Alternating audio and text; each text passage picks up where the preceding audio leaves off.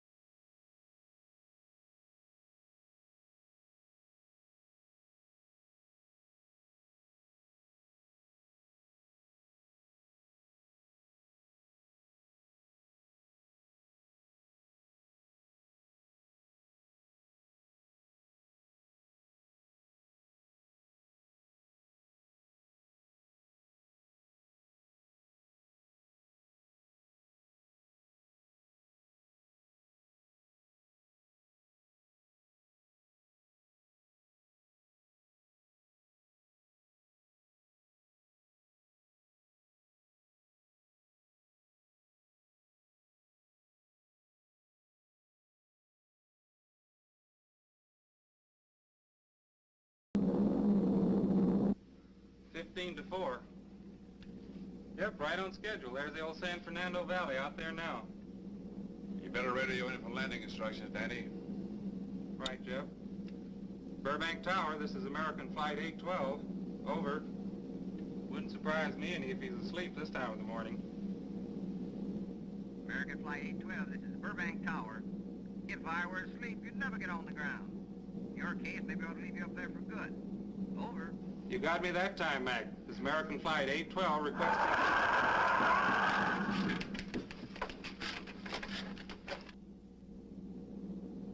Burbank Tower to American Flight 812. Over. Burbank Tower to American Flight 812. Over. Holy mackerel. Burbank Tower to American Flight 812. Are you in trouble? Trouble? Take a look for yourself. What in the world? That's nothing from this world. Burbank Tower to American Flight 812. Are you in trouble? Are you in trouble? Mayday, mayday. Stand by, Burbank Tower. You suppose a passenger saw it? I doubt it. Most of them were asleep. But it was quite a jolt, Jeff. I'll check. Good.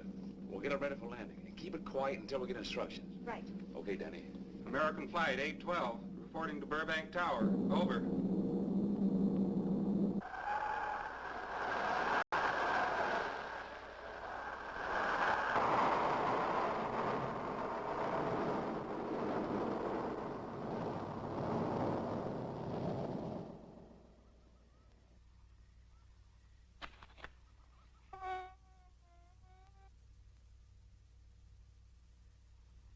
Did you hear anything? I thought it did. Don't like hearing noises, especially when there ain't supposed to be any. Yeah, sort of spooky-like. Maybe we're getting old. Whatever it is, it's gone now. That's the best thing for us, too. Gone. Yeah, let's go.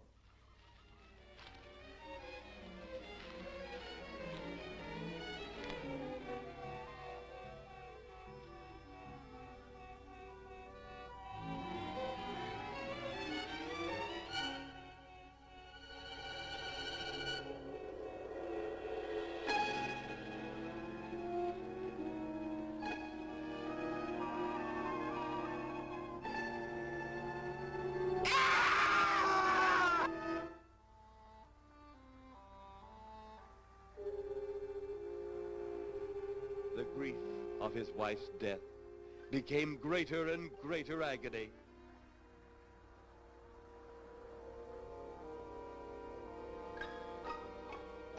The home they had so long shared together became a tomb, a sweet memory of her joyous living.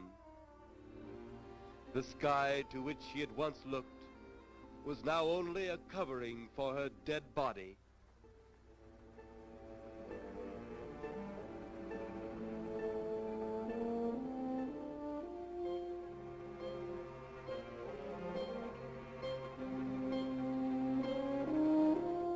The ever-beautiful flowers she had planted, with her own hands, became nothing more than the lost roses of her cheeks.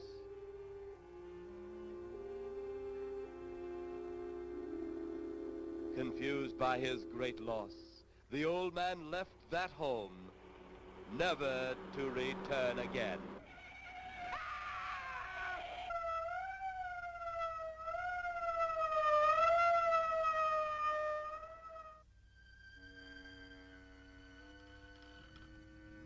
At the funeral of the old man, unknown to his mourners, his dead wife was watching. First his wife, then he. Tragic. Tell me something. Why was his wife buried in the ground and he sealed in a crypt? Something to do with family tradition, a superstition of some sort. Oh. Well, it's getting dark. Let's be on our way.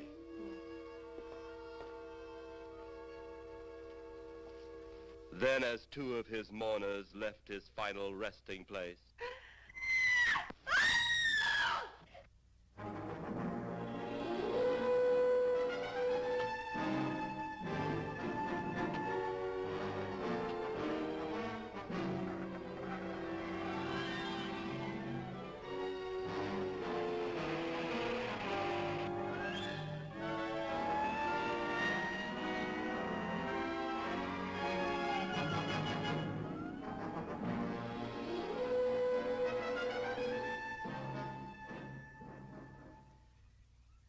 minutes later, the police, led by Inspector Daniel Clay, arrived at the scene.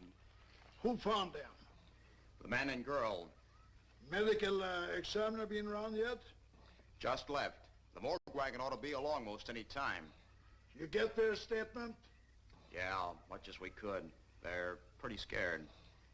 Finding a mess like this ought to make anyone frightened. Have one of the boys take the guy and the girl back to town. You take charge. Okay, Inspector. What are you going to do? Look around a little. It's pretty dark out there. Once you get beyond the range of those lights, you won't be able to see your hand in front of your face. I will get one of the flashlights from the patrol car. Okay, be careful, Clay. I'm a big boy now, Johnny.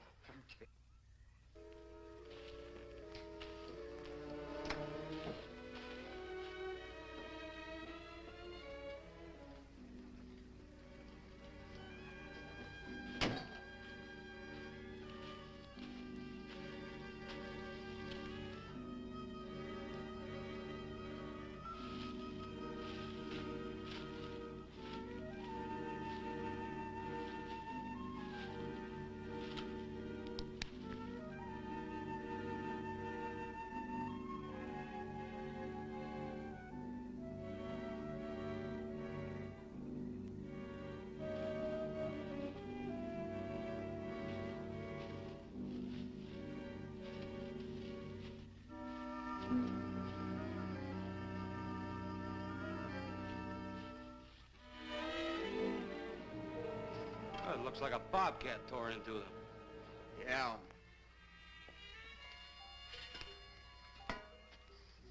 Say, Lieutenant, did you get that funny odor?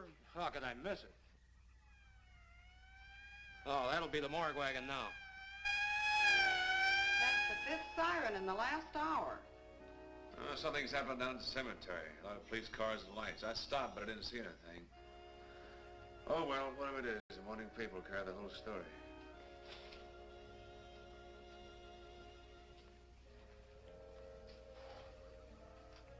You seem to still be up there somewhere. Maybe I am. I don't think I've ever seen you in this mood before. I guess it's because I've never been in this mood before.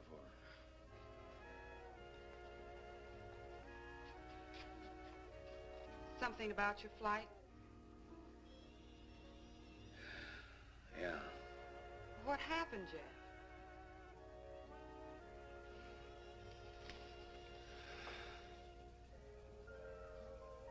I saw a flying saucer. Saucer? You mean the kind from up there? Yeah, its counterpart. It was shaped like a huge cigar. Dan and Edith saw it too. When it passed over, the whole compartment lighted up with a blinding glare. Then there was a tremendous wind that practically knocked us off our course. Well, did you report it?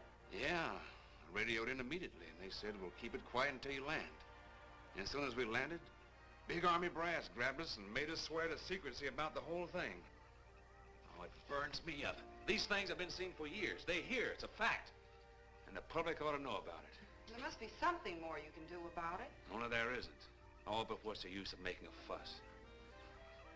But last night I saw a flying object that couldn't have possibly been from this planet.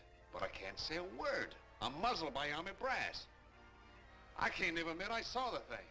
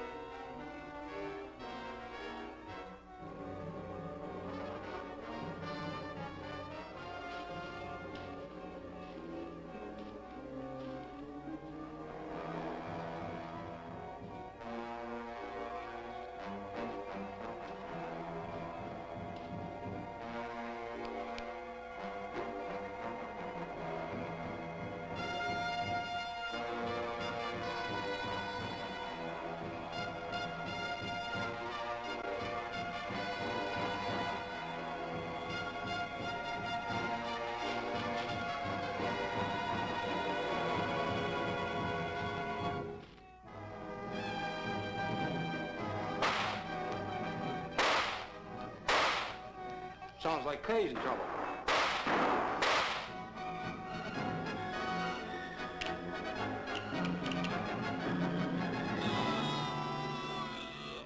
If that apparition we saw had something to do with it, come on.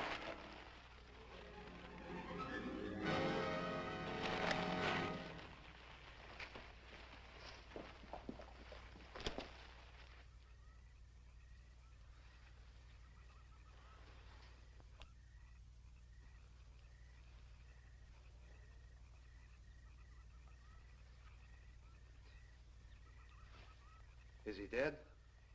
Yeah. He's messed up as bad as those two back there. Suppose that saucer or whatever it was had something to do with this? Your guess is as good as mine, Larry. One thing's sure. Inspector Clay's dead. Murdered. And somebody's responsible. You're in charge now, Lieutenant. Yeah, guess I am. Calton? Yes, sir? Get back up the car and get on the radio. Tell the coroner he's got to make another trip out here. Well, how about the lab boys? Well, who do you think we left back up the car? Boy Scouts? Come on, Larry.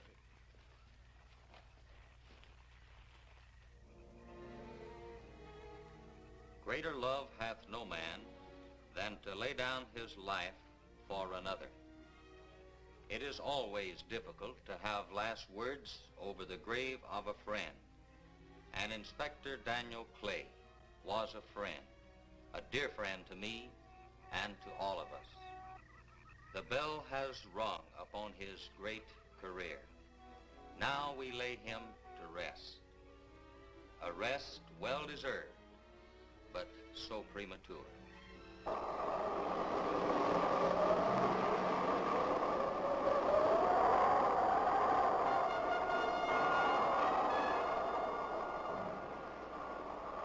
People turning south from the freeway were startled when they saw 3 flying saucers high over Hollywood Boulevard.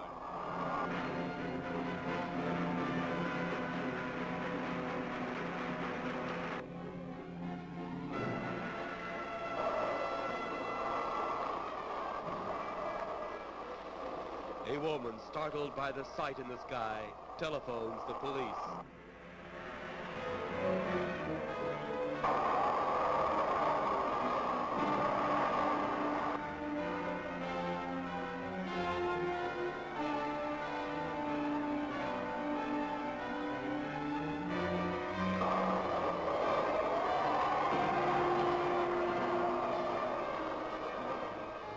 There comes a time in each man's life when he can't even believe his own eyes.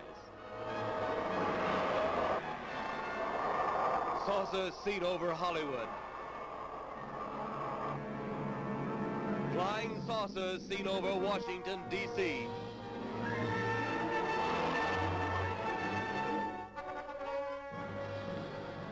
The Army convoy moved into the field.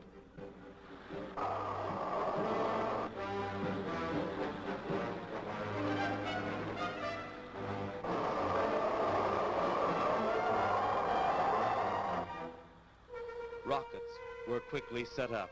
Colonel Tom Edwards, in charge of saucer field activities, was to make the greatest decision of his career. He made that decision. Colonel Edwards gave the signal to fire.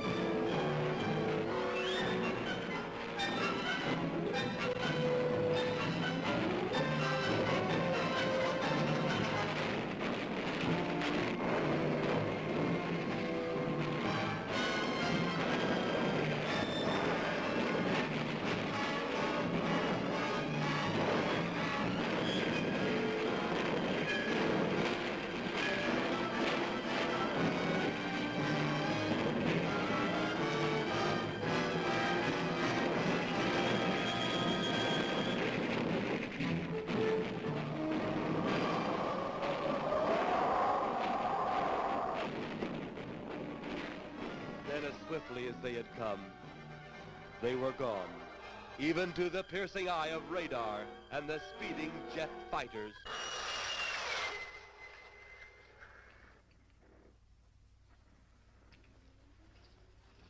Quite a sight, wasn't it, sir? A sight I'd rather not be seeing. Are you worried about them, sir?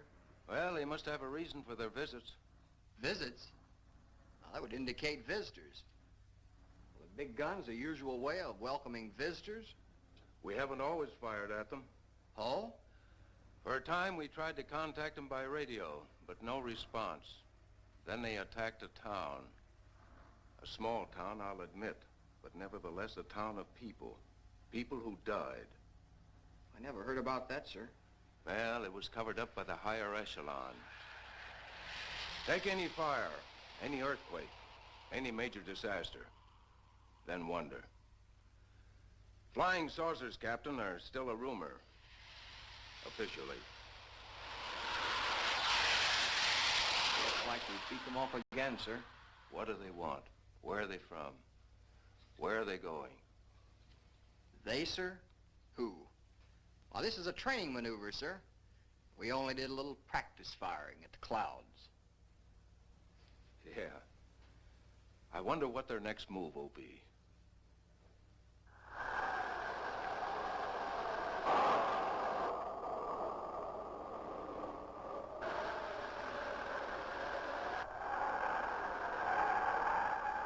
What will their next move be?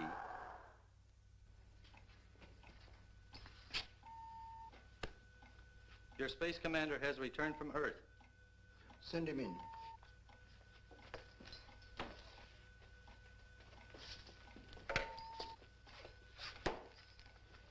You have your report? We had to pull in here to Space Station 7 for regeneration. We're returning to the planet Earth immediately thereafter. What progress has been made? We contacted government officials.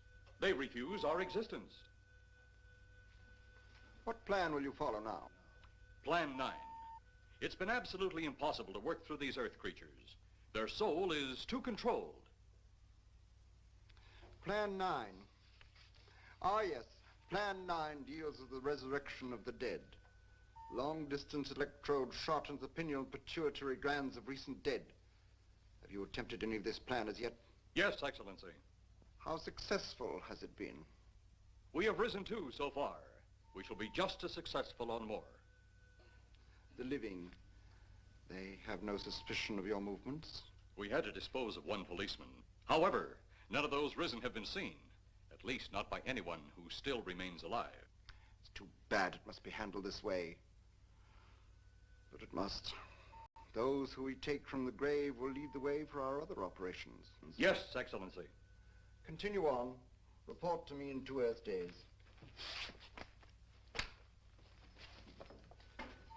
I feared His Excellency wouldn't take our report this well. Well, had he been dealing with our own people, his reaction would have been completely different. He understands the difficulties of the Earth race. What do you think will be the next obstacle the Earth people will put in our way? Well, as long as they can think, we'll have our problems. But those whom we're using cannot think. They are the dead, brought to a simulated life by our electrode guns. You know, it's an interesting thing when you consider the Earth people who can think are so frightened by those who cannot, the dead. Well, our ship should be regenerated. We better get started.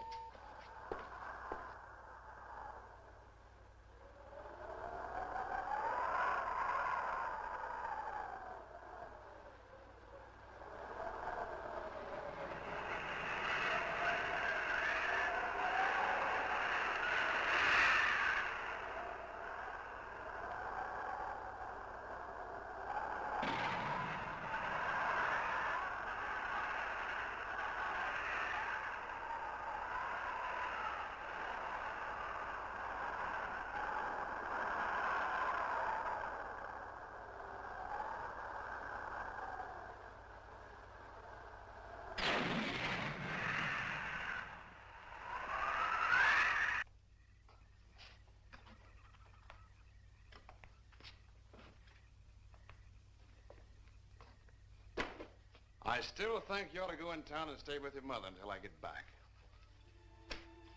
This is our home, and nothing's going to take me from it. Besides, most men try and keep their wives from going home to Mama. That's not the point. That's all the point there's going to be. Now toddle off and fly your flying machine, darling. But if you see any more flying saucers, will you tell them to pick another house to buzz? Be careful. Don't worry about me. Oh, you're the only thing I do worry about. Oh, forget about the flying saucers. They're up there. But there's something in that cemetery. And that's too close for comfort.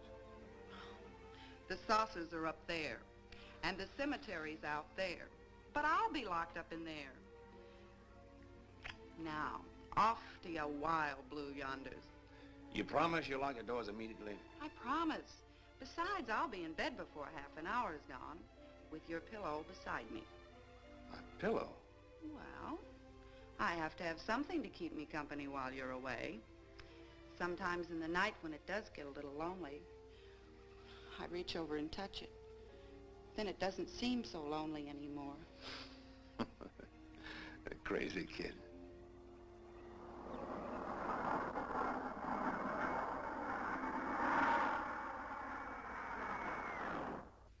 I do love you, darling.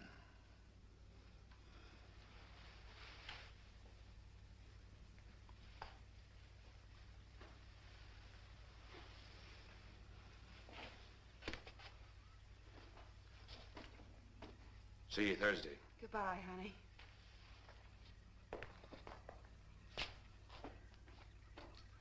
You know I'm not leaving you here until you're locked safely inside. All right, darling.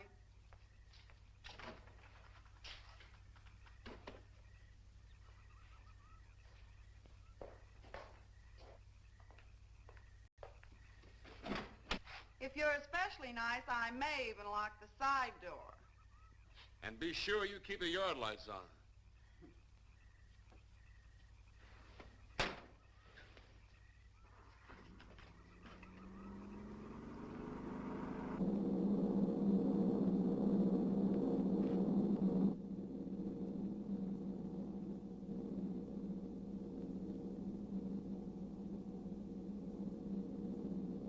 You're mighty silent this trip, Jeff. Hmm? You haven't spoken 10 words since takeoff. I guess I'm preoccupied, Danny.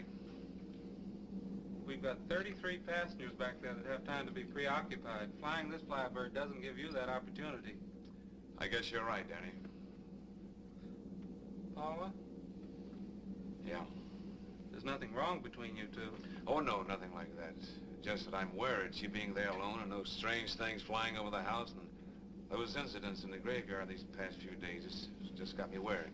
Well, maybe they haven't figured out those crazy skybirds yet, but I give you 50 to 1 odds the police have cleared up that cemetery thing by now. I hope so. If you're really that worried, Jeff, why don't you radio in and find out?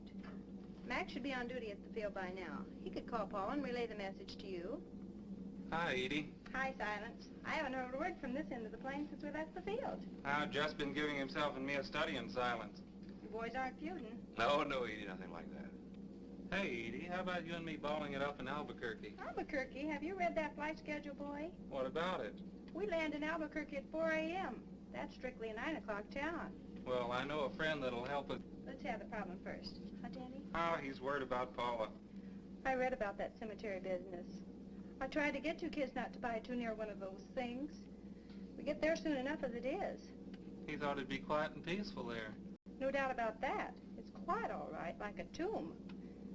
I'm sorry, Jeff. That was a bad joke. Say, I almost forgot what I came in here for. How's the coffee situation? That's for me. It sure wouldn't hurt anything, Edie. Okay, be right back. And say, Jeff, make that call to Mac. Nah, not only she throw cold water on my Albuquerque plan, but now she's repeating herself. How about that Albuquerque ball? I can't resist your charm, Danny boy.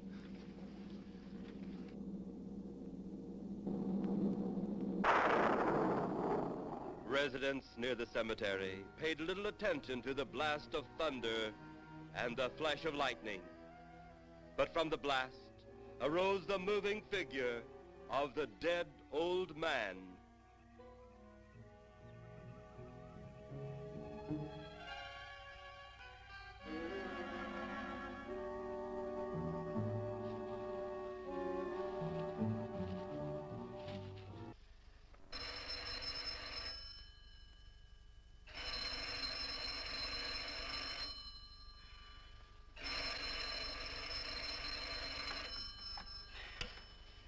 Hello? Who? Mac? Well, hi, Mac. Sure, I'm all right. I just fell asleep. Tell Jeff I'm all right. Okay, Mac. Thanks for calling. Good night.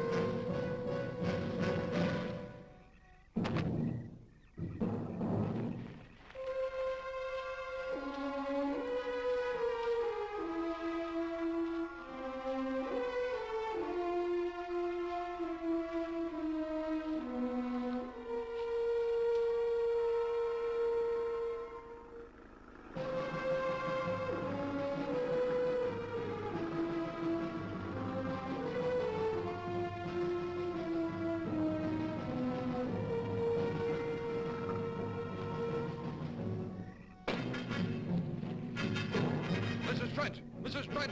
What's wrong?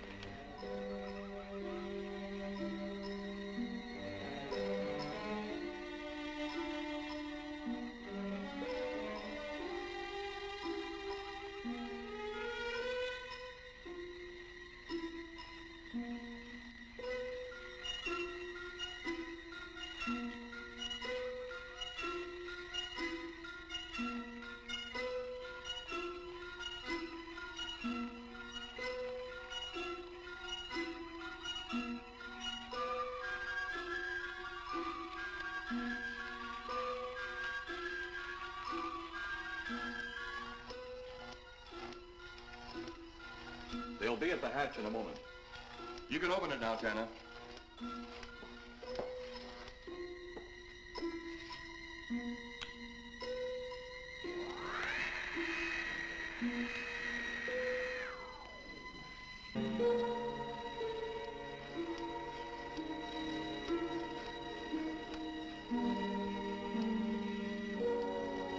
Turn off the electrodes quickly. They can't tell us from anyone else.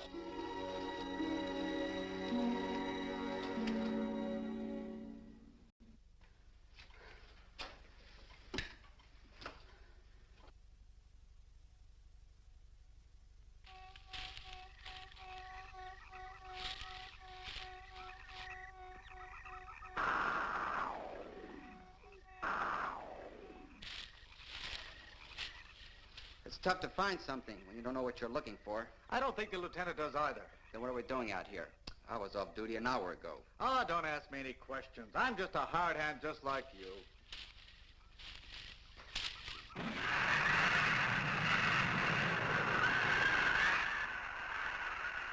What do you suppose that noise was? Whatever it was, it's no more strange than the other things happening around this cemetery. Spirits like old Farmer Caller talked about. Well, maybe. The only spirits he saw tonight were those I smelled on his breath. Well, don't forget, Miss Trent claims to have seen them, too. She didn't have anything on her breath. She was hysterical. Well, true, she was frightened and in a state of shock. But don't forget that torn nightgown and the scratched feet. Yeah, I hadn't thought of that. Guess that's why you're a detective lieutenant and I'm still a uniformed cop. Sometimes it's only the breaks, Larry. Meantime, let's Lieutenant, did you hear that? How could we help it? It sure was strange. Know what it was? No more than you do. If it weren't for orders, I'd get out of here right now. It was a saucer. A flying saucer? What makes you say that? Do you remember the noise we heard the other night? We were knocked to the ground. How could I forget? Exactly. But you're not remembering that sound. There you're wrong, Lieutenant. I'm with the fact the sound is similar, but what about the blinding light? Oh, haven't you heard? And many times the saucer hasn't had a glow. Or a light of any kind, for that matter. That proves it. What next, Lieutenant? Oh, Lieutenant, maybe this doesn't mean much, but Jamie and me found a grave that looks like it's been busted into. What? Where? Why? Come on, man, out with it. We haven't got all day to waste. Oh, just over there beyond the crib. All right, show us the way. Look, here it is, Lieutenant.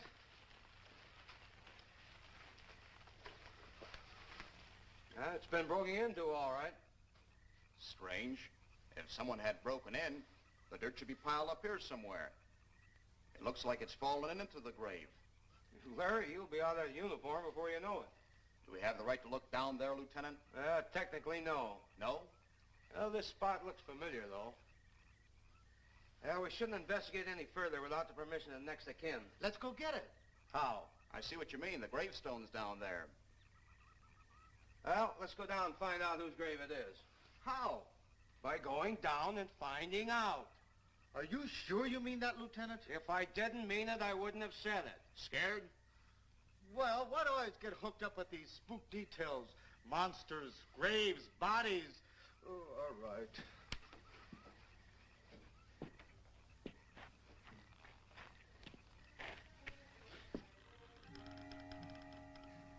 Casket's here, but nobody's in it. Can you read the name on the casket? It's too dark. Give me a flashlight. How about a match? We sure could try it. Let me have them. Okay.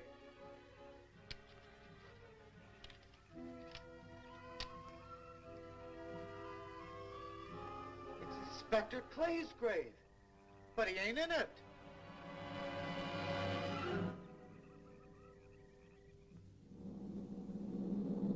But meanwhile, at the Pentagon in Washington, D.C.,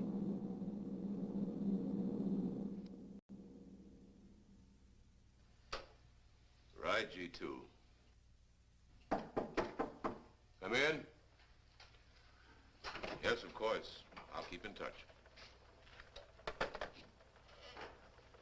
Come in, Colonel Edwards. Close the door. At ease, Colonel. Thank you, sir. Sit down.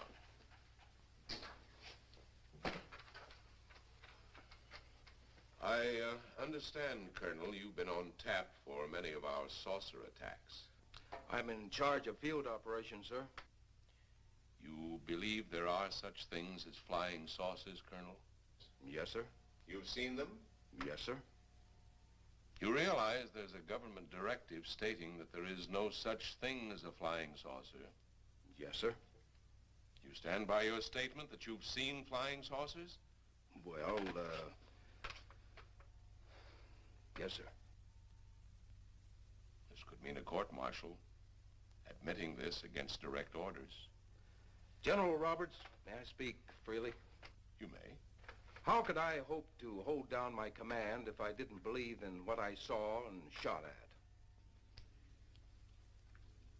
I like you, Colonel.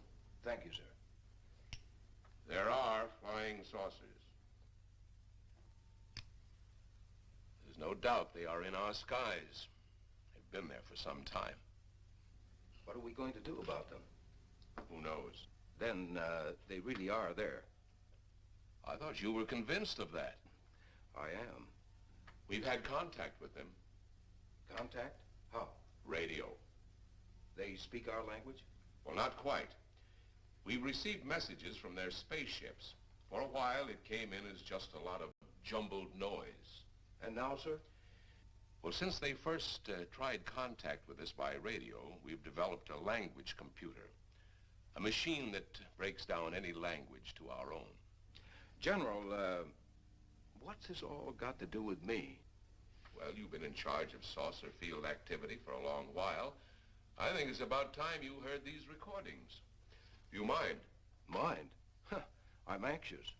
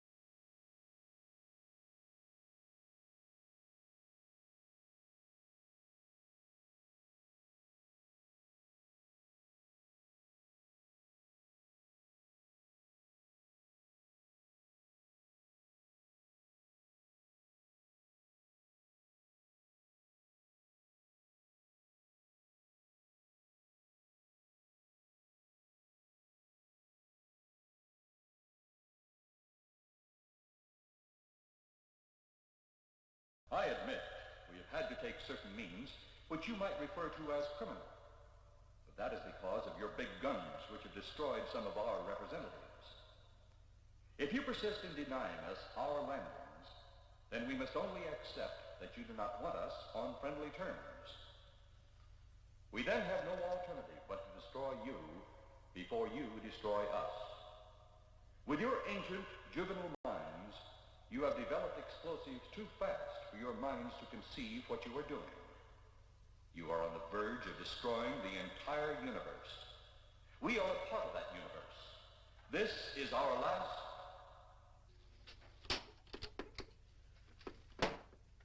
That's the end of that one. Atmospheric conditions in outer space often interfere with transmitting. How many of these recordings do you have, General? An even dozen up to now. This was the last one. We received it over a month ago. Do you think they mean business? We can't afford to take any chances. Come over here. You ever been to Hollywood? Oh, a couple of times, a few years ago. You're going to be there in the morning. Just a few minutes from Hollywood, in the town of San Fernando, reports have come in of saucers flying so low the exhaust knocked people to the ground. There have even been stated claims of saucer landings. Major Carlson will replace you while you're out there. You're the best man for the job of attempting to contact them. Find them, Colonel. See what in hell it is they want. All right, sir.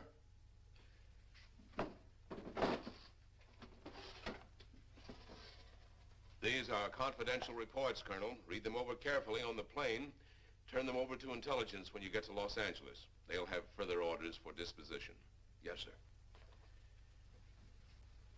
Colonel Edwards? Yes, sir. Good luck. Thank you, sir.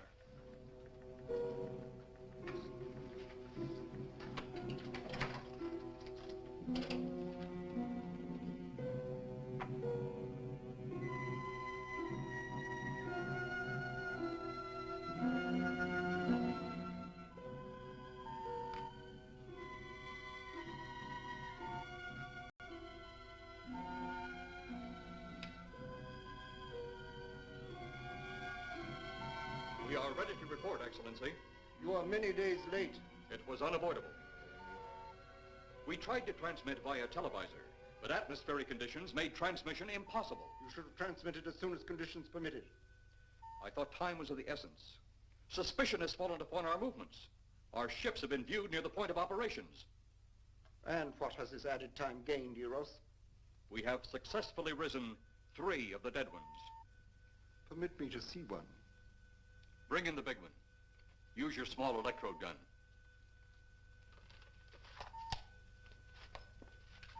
I have taken 2 ships from your command. But that will leave only my ship. It is necessary that you continue your mission alone. I have need of your other ships elsewhere. Even though you have risen 3 of the Earth's dead, the plan is far from successful. And you, Eros, must prove it an operational success before more time, energy, ships, and your countrymen may be spent on it. We will not fail. Everything is on our side. Not everything. You do not have the live Earth people. You reported that your ship was viewed at the scene of your present operations. That is correct. They have been viewed many times, but not at the scene of operations. Something must be done about that.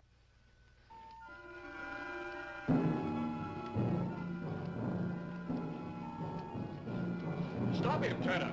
He's close enough. Turn off your electrode gun. No! No! Stop him, Tanner! I can't get it. It's jammed. Stop him, you fool! Drop the gun to the floor, Tanner. The metal will break contact.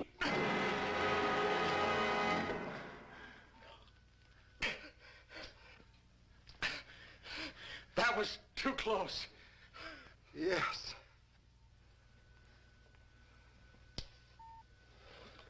Bring the giant here that I may get a better look at him.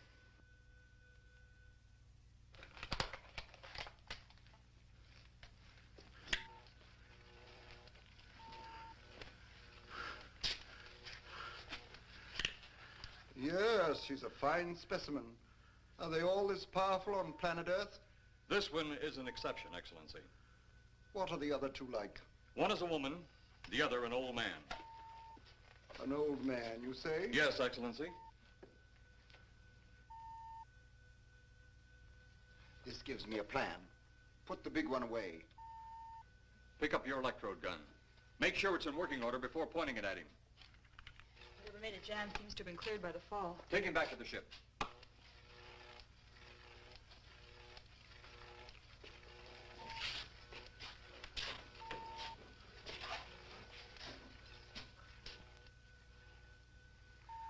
The old one must be sacrificed. Re-land on Earth. Send the old one to enter a dwelling. Then cut the electrokinetic and turn on your ship's decomposure ray. The result will astound those watching.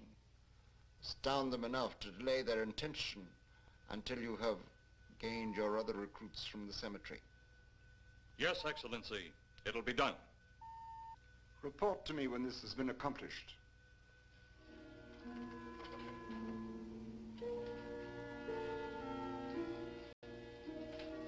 Eros, the Earth people are getting closer to that which we fear. Since they will not listen or respect our existence, they cannot help but believe our powers when they see their own dead walking round again, brought about by our advancement and such things. As soon as you have enough of the dead recruits, march them on the capitals of the Earth. Let nothing stand in your way. Their own dead will be used to make them accept our existence and believe in that fact.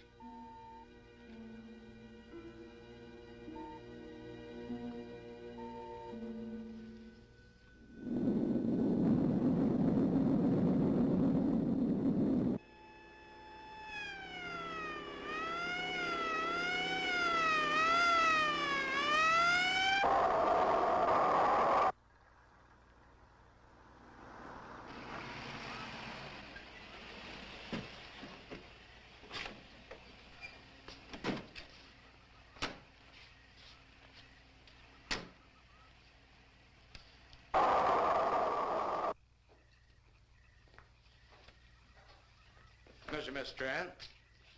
This is Colonel Edwards from Washington, D.C. Good evening, Colonel. Hello, Colonel. Colonel would like to ask you a few questions. Questions? What about, Colonel? May I, sit down? Oh, I'm sorry. Please do. I want to ask you about your strange experience the other night when you saw the flying saucer. After that, the police brought me home. I hope I never see such a sight again. Well, after your description, I don't think I'd want to see it either. One thing more. After you were forced to the ground by that blast of wind, was it a hot or cold blast?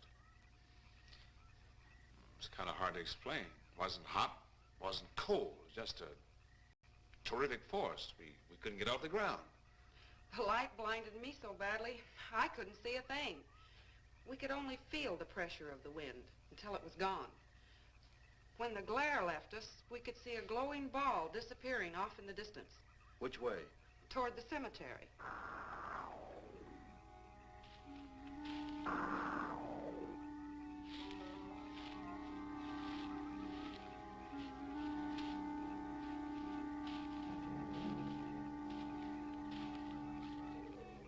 This is the most fantastic story I've ever heard. And every word of it's true, too. That's the fantastic part of it. Colonel, we found a lot of suspicious things out in that cemetery. But then again, didn't find anything to base a fact or suspicion on. Hey, do you hear anything?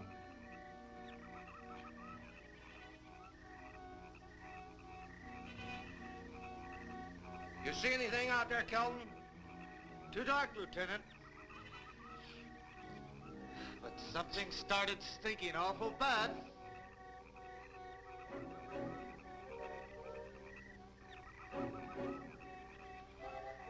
There's something out there.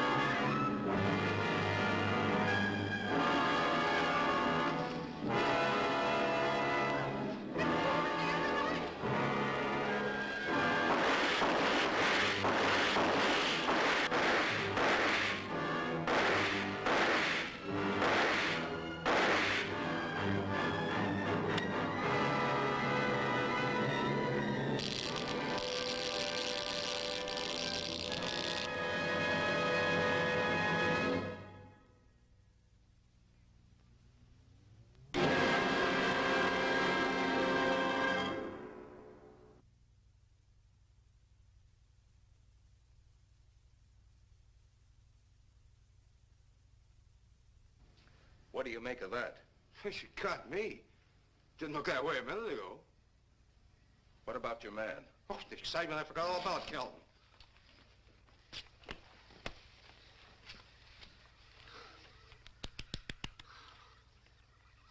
He'll be all right in a few minutes. Did you see that thing? Did you get it? We got it. What was it? It didn't fall. I fired every bullet I had. So did I. I don't know what it was or what happened. But unless that bag of bones over there can reassemble itself, it's out of the running now.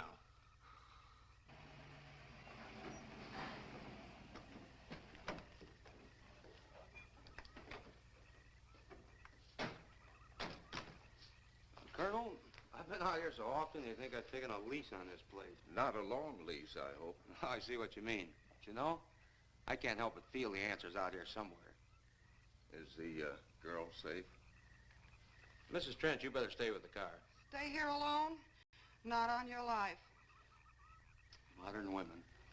Yeah, they've been that way all down through the ages, especially in a spot like this. Calvin. Yes, sir. Stay with Mrs. Trent. All right, Lieutenant. Now, you stay close to the officer, honey. I'd feel safer with you.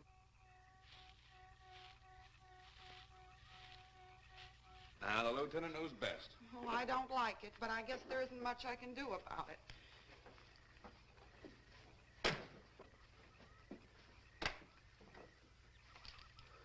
You have a gun? No. You know how to use one? After 4 years in the Marine Corps? Here. You think we'll need these? You can never tell. Let's get going.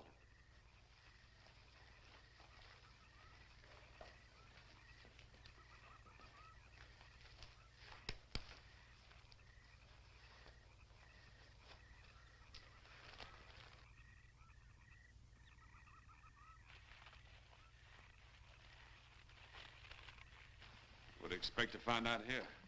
Well, there's only one answer to that, Mr. Trent. We'll know when we find it. Inspector Clay's grave's right over here. Is that the one you told me was broken into? Yes.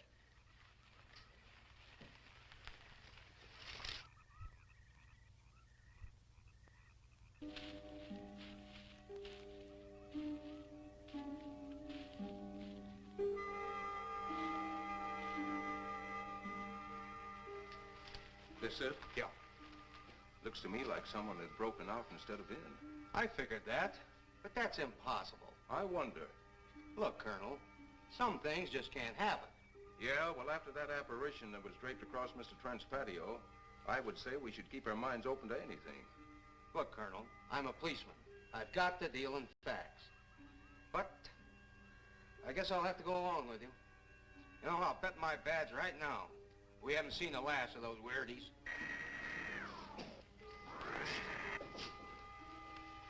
They'll discover our ship soon. You're going to let them find us? It's the only way. These are the same men who have been so close so often. They must be halted before they can inform others about us. But there were others in the car. They'll be taken too. Send the big one for the girl and the policeman. I'll turn on the dictal robotary so we may converse with them.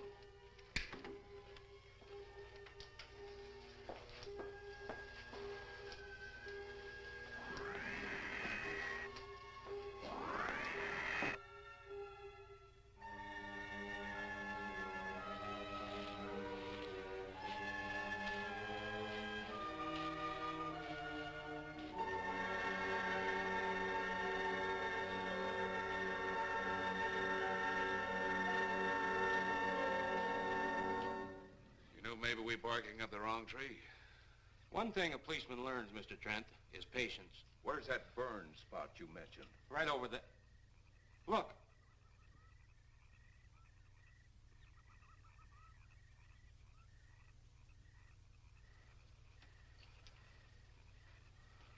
We'll investigate, but move carefully.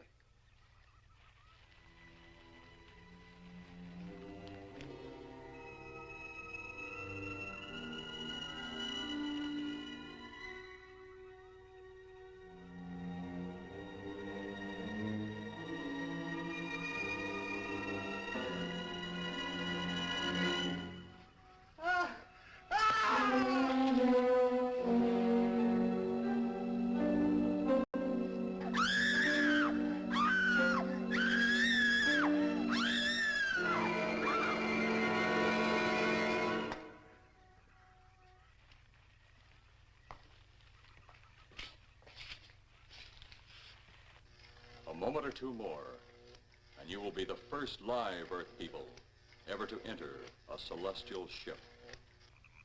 Wow.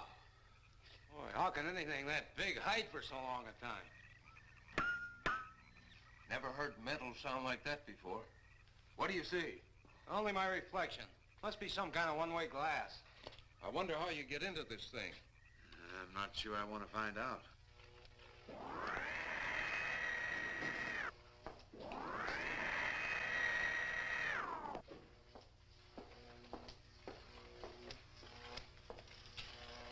They're just outside.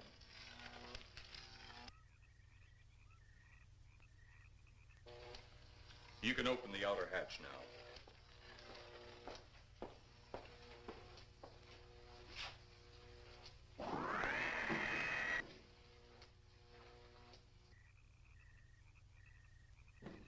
Look out!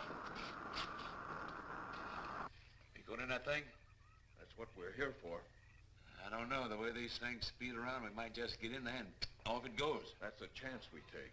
Well, I took a chance on those earlier airplanes. Might just as well see what the inside of one of these looks like. Got your guns ready? I'll tell you one thing. If a little green man pops out of me, I'm shooting first and asking questions later.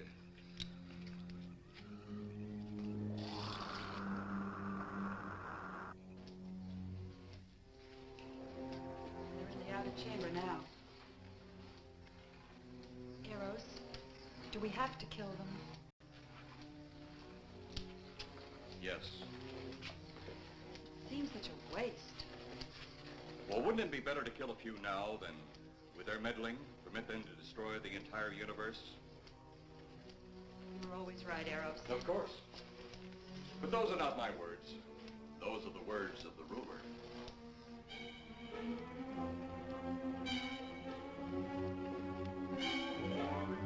You two stay right where you're at.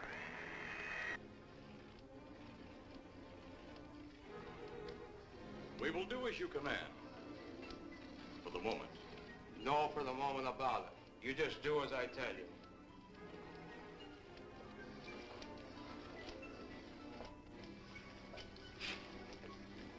You do not need guns. Maybe we think we do. They would be of no use to you now. They've been mighty useful before on flesh and blood. And you two look like you've got a lot of both. True, they would be effective upon us. If you were to have the opportunity to use them... Mister, if you don't get away from that control board, I'll show you just how effective they can be. Shall we talk now or wait? Your friends will be here shortly. What friends? Those you left at the vehicle. If you've done anything to Paula... Take it easy, Mr. Trent. Oh, I assure you no harm has come to her. Would you like to see? Next time you try that, I won't aim at the board. You're a headstrong young man. I was only going to turn on the televisor so you could see her movements.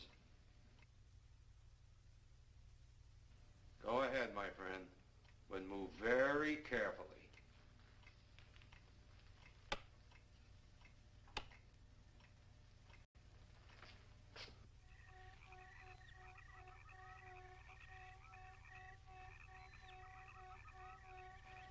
She's only fainted. You fiend. I? A fiend? I am a soldier of our planet. I? A fiend? We did not come here as enemies. We came only with friendly intentions, to talk, to ask your aid. Our aid? Yes, your aid for the whole universe. But your governments of Earth refused even to accept our existence. Even though you've seen us, heard our messages, you still refuse to accept us. Why is it so important that you want to contact the governments of our Earth? Because of death. Because all you of Earth are idiots. Now, you just hold on, Buster. No, you hold on. First was your firecracker, a harmless explosive. Then your hand grenade. They began to kill your own people a few at a time. Then the bomb. Then a larger bomb. Many people are killed at one time. Then your scientists stumbled upon the atom bomb. split the atom. Then the hydrogen bomb, where you actually explode the air itself. Now you can brings the total destruction of the entire universe served by our sun.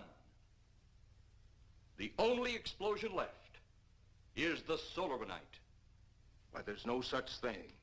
Perhaps to you, but we've known it for centuries. Your scientists will stumble upon it as they have all the others. But the juvenile minds which you possess will not comprehend its strength until it's too late.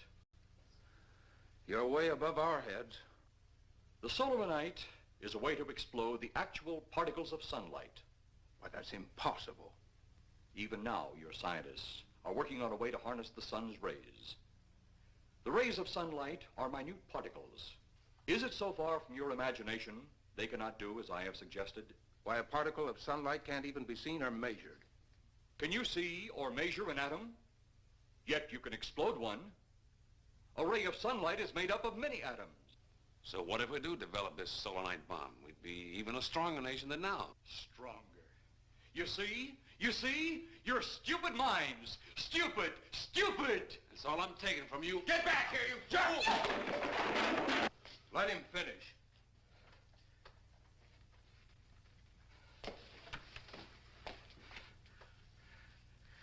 It's because of men like you that all must be destroyed. Headstrong, violent, no use of the mind God gave you. You talk of God? You also think it impossible that we too might think of God? You, who wear the uniform of your country, you see, I wear the uniform of my country.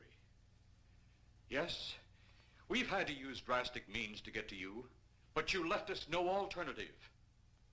When you have the solar night, you have nothing. Nor does the universe. You speak of solar night, but just what is it? Take a can of your gasoline. Say, this can of gasoline is the sun. Now, you spread a thin line of it to a ball, representing the earth. Now, the gasoline represents the sunlight, the sun particles. Here we saturate the ball with the gasoline, the sunlight. Then we put a flame to the ball. The flame will speedily travel around the earth, back along the line of gasoline to the can, or the sun itself. It will explode this source and spread to every place that gasoline, our sunlight, touches. Explode the sunlight here, gentlemen. You explode the universe. Explode the sunlight here, and a chain reaction will occur direct to the sun itself and to all the planets that sunlight touches, to every planet in the universe. This is why you must be stopped. This is why any means must be used to stop you. In a friendly manner, or as it seems, you want it. He's mad. Mad? Is it mad that you destroy other people to save yourselves? You have done this. Is it mad that one country must destroy another to save themselves? You have also done this. How then is it mad that one planet must destroy another who threatens the very existence? That's enough! In my land, women are for advancing the race, not for fighting man's battle. Life is not so expansive on my planet. We don't cling to it like you do. Our entire aim is for the development of our planet.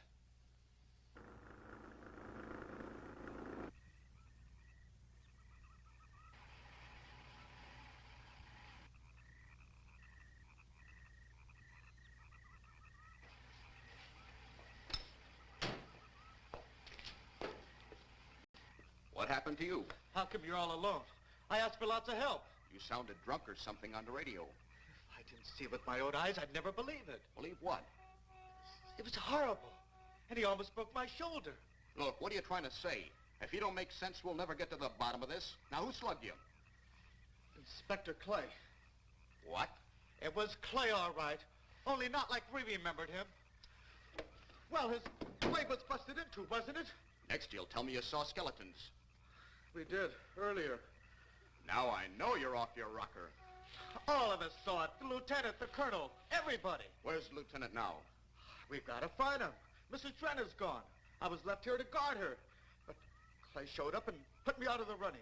And the second time tonight, and I'm getting darn tired of it. Which way were they going? Off that way. Come on.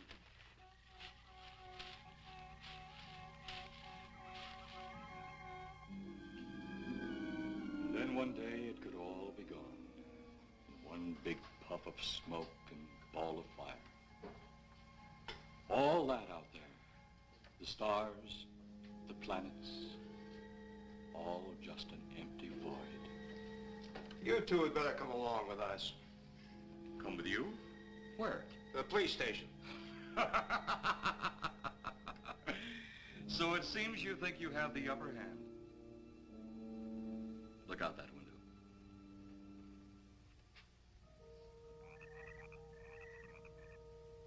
Jeff.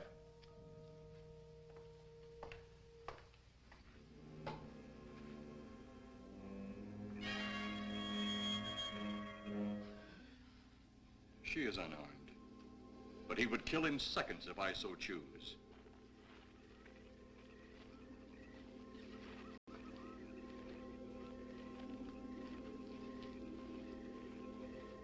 Holy cow!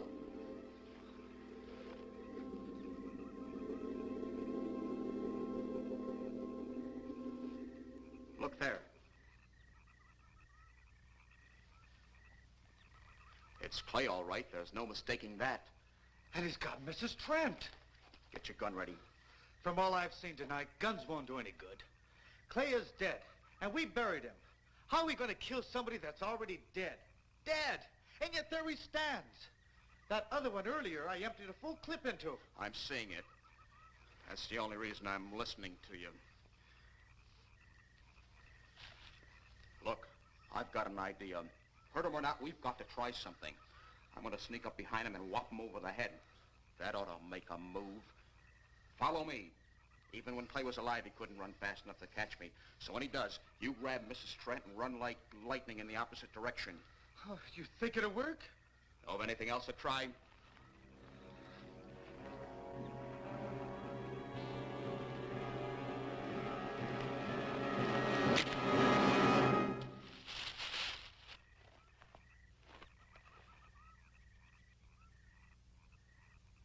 Oh, I'll be all right. Take care of the others. Your men have felled the big one. This could only happen because the electrode ray is off. He'll walk again when I turn it on. Hold it. Right there.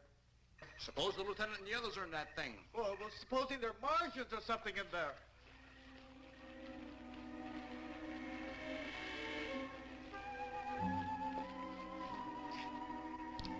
Come on, let's go. Open up in there. Open up. Get that door open. Colonel, I wouldn't know one switch from another.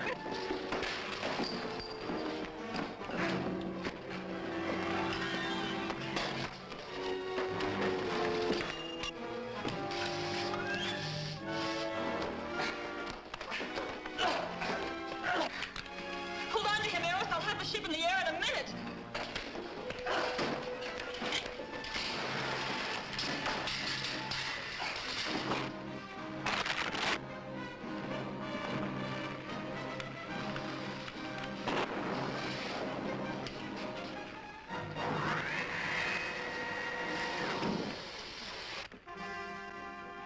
Get out of here, Jeff. The ship's on fire.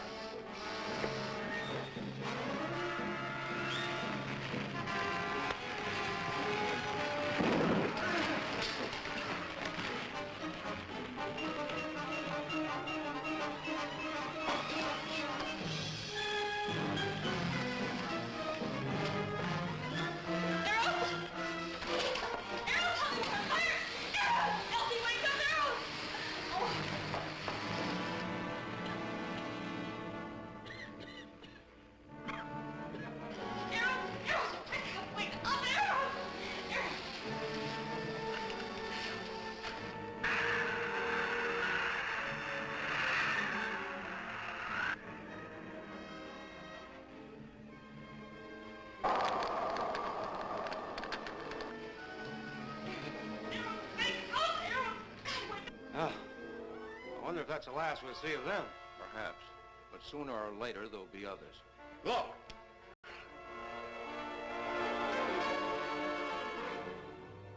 Have they caught that woman? That thing yet? Hey, that's right. There's another ghoul running loose. And it's my guess that she'll look like him. With the ship and the ray gun gone, they have no control. We gotta hand it to them, though. They're far ahead of us.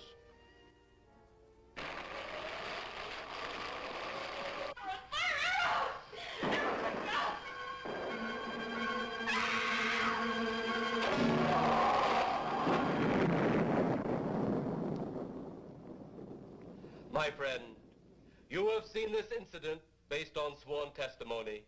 Can you prove that it didn't happen?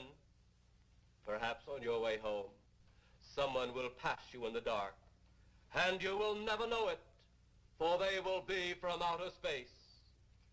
Many scientists believe that another world is watching us this moment.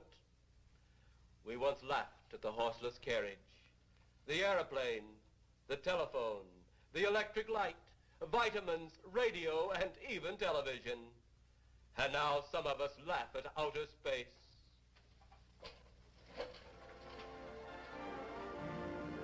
God help us in the future.